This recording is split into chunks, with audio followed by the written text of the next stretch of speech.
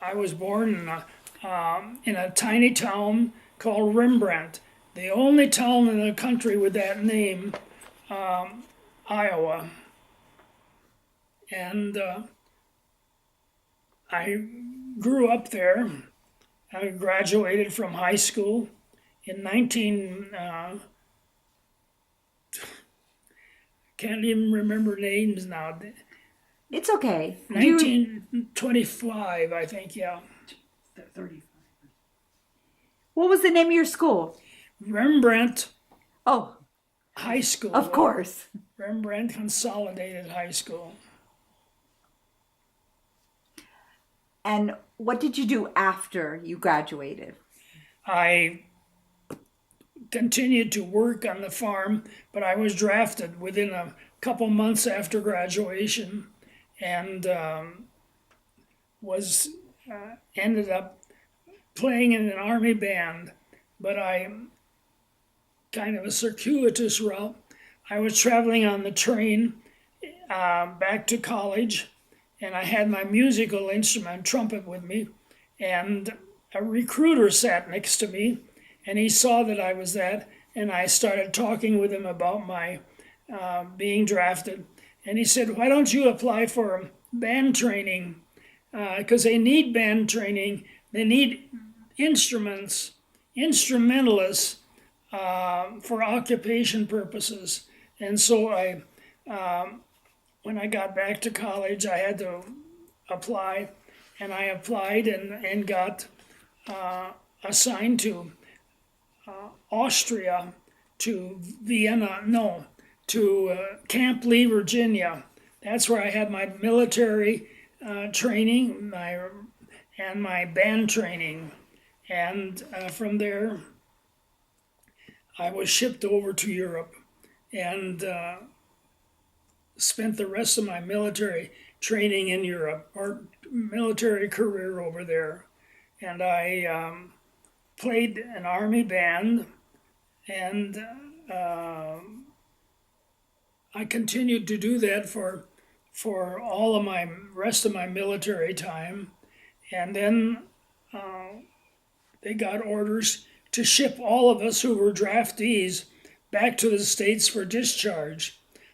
Most of my buddies had enlisted, so they were there for an extra 6 months, but I was drafted and discharged. And I had some interesting experiences in the occupation in Vienna when I was there. Encounters with Russian troops, and I played in the band, marching back and forth in Vienna, and was eventually discharged, shipped back to the States to be discharged. Okay, The first place I landed was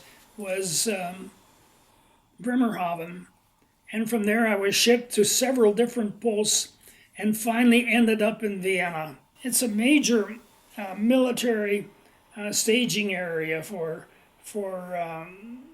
people who were being discharged. I mean, not discharged, but being assigned to different places in Europe. And I ended up in several different posts, but then eventually in Vienna, where I spent the rest of my military career. And it was a fine, fine place. We had so many trumpet players that I switched to the French horn, because it was there. We didn't have any horn players, and they needed them. And I had the privilege of taking lessons on the French horn from the first horn of the Vienna Philharmonic Orchestra, and learned to play the instrument there, and had a wonderful time. And then when I was discharged, I went back to college and continued to play the French horn in our college band, our concert band. And from there, I eventually was out. When you were in Vienna, was it a divided city? Did it or was it? Well, it was one basic city around the central core, but four powers, the American, the Russian, the French, and the British, all had posts within the Vienna. And the American and the Russian were the largest and the most significant.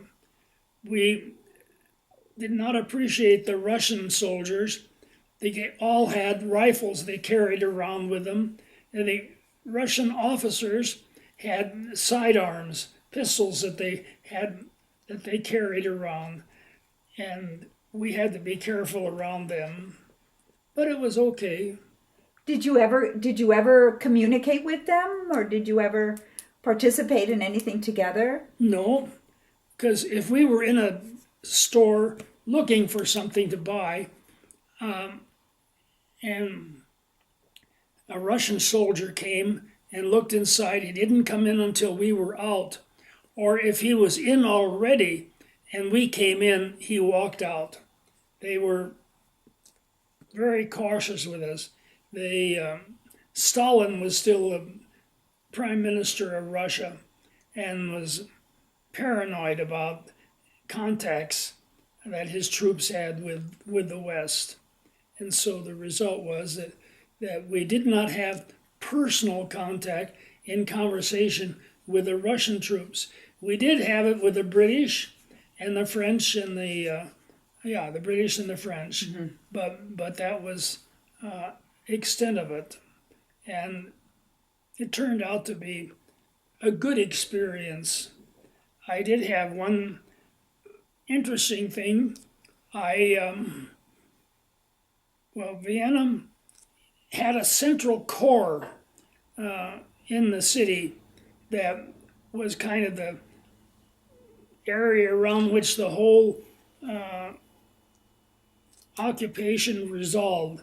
And I remember one time several of my buddies and I were walking around and we heard military music, and we investigated and found that a Russian band was playing in the central part of the city. So we started to take out our cameras and take a picture, and the civilians around us immediately disappeared. Mm-hmm. And the Russian officer in charge of the whole thing started walking towards us, looking rather threatening, and so we too retreated.